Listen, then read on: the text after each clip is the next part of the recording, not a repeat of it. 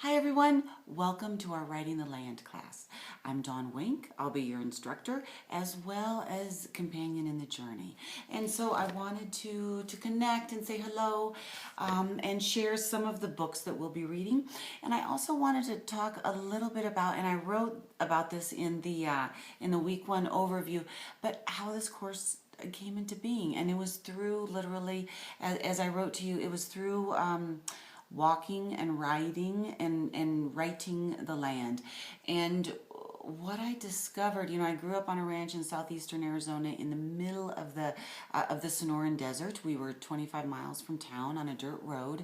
And now I live in Santa Fe, New Mexico, where the landscape demands notice and appreciation and respect. And my parents' ranch on the western prairie of South Dakota, and you talk about demanding notice and respect, as many of you, well, some of you live there and many of you are familiar with. But the land is a huge part of my life. I didn't realize it was going to be so foundational in my writing until a number of years ago. And once I realized how I connected as a human being, when I read about how others wrote about the land, when I connected as a human being and how it deepened my own writing to connect with the land, and then I really started to pay attention. I really started to focus on that. And I really started to look at what the land has to teach us. And here we are, and that's how this course started. And as a reader and a writer, what I've noticed is, I think my experiences have been when a writer weaves the land into the piece, I connect on a visceral, elemental level. That goes to kind of what I think may be a universal human connection. So as we talk about writing the land in each of our own ways of writing, my experiences have been that both as a reader and as a writer is that's how we connect with readers. That's how we get beyond the individual and into the universal and into the archetypal.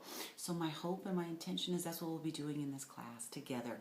I wanted to share some of the readings that we'll be doing so you can see the books, just because God, we love books. And so one of the readings that for this week is by Amy Irvine McHarg's Trespass. This book, I don't even know where to begin. It is written in such a raw, courageous, elemental style that it just kind of, it took my breath away. I read it for the first time in 2009 when it was first published. It took my breath away. I've been reading Amy's work ever since. Amy has very generously offered any questions that we have, any connections that we want to make with her. She welcomes those, and so I for sure will take her up on that. But just remember that. So as you're reading, just kind of bear in mind, Amy, that the invitation is open, and so it's right here. So we're reading from Trespass. We're also reading from Julian Hoffman's The Small Heart of Things. Exquisite. Incredible. And it's, I tried to really, we're going to read from a variety of landscapes. We come from a variety of landscapes. We live on a variety of landscapes. So this is very much based in the deserts. Now, Julian writes from, he's from the UK. He and his wife have lived in Greece. He's traveled all over the world. So he writes from, it's a global, we'll read about lochs and we'll read about plateaus but this is his book that we'll be reading from. He also has very generously offered to respond, connect with any of us who would like to connect with him. I so hope we'll take these authors up on their offers, because they are kind of really incredible human beings and writers. So we're also reading from Ruth McClanahan's word painting, and what we're reading from her is The Eye of the Beholder.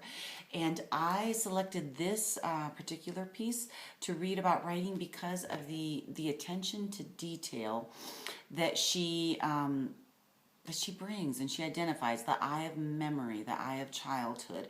And so as you're reading, just kind of notice, what do you gosh, what do you, what eyes come naturally to you, and what eyes are maybe haven't been used so much, and you would like to strengthen and grow in our time together.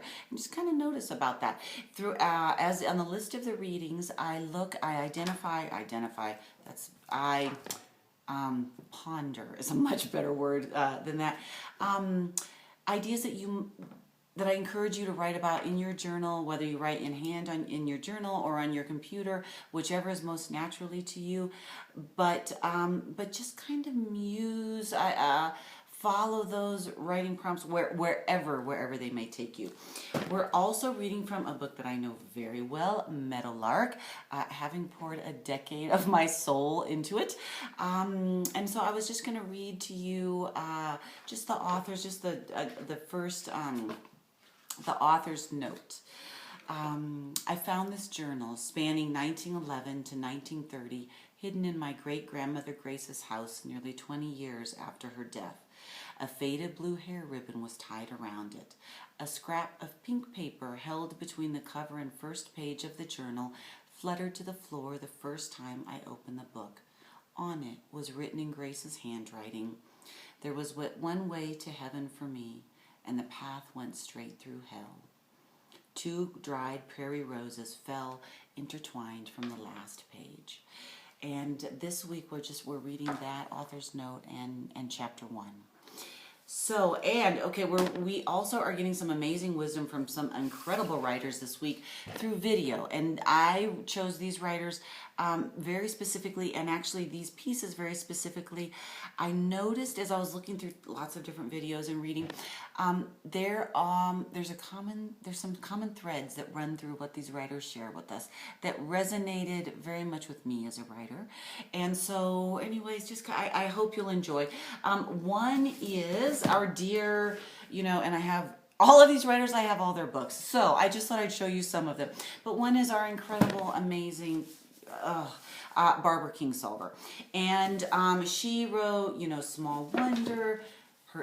This is a tour de force, The Poisonwood Bible, Prodigal Summer, which we'll be reading from. We're also reading from her Flight Behavior. Oh, here it is. Flight Behavior. We'll be reading from that, some pieces.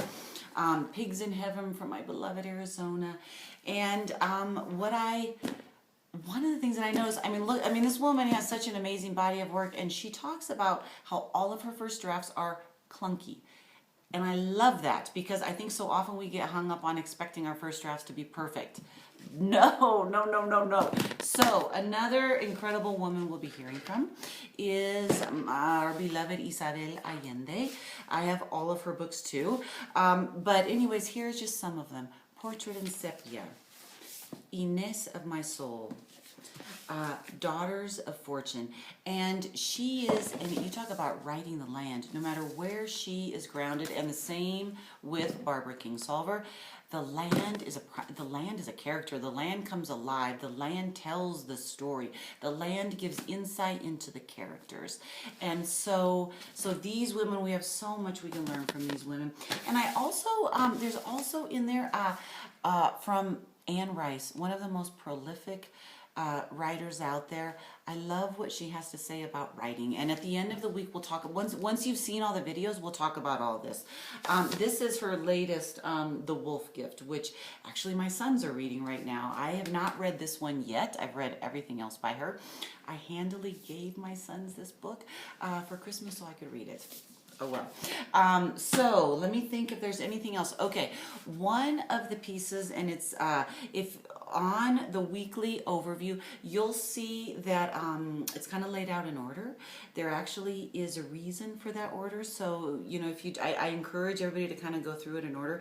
The final piece is before the written and artistic creation for the week is Clustering by Gabrielle Rico. I'm going to do a whole thing on clustering, probably on like Thursday or Friday, somewhere around there, Thursday or Friday, because I really want to I want to show you what that looks like, but please read the chapter first, and also there's a writing prompt to actually cluster around a word from the land or your life. But that process has been transformational in my own writing life, and so I want to dedicate some time to that. So I just want to say hello and welcome. We're off. I welcome any and all questions. I cannot tell you how much I'm looking forward to this class. And here we go. Okay.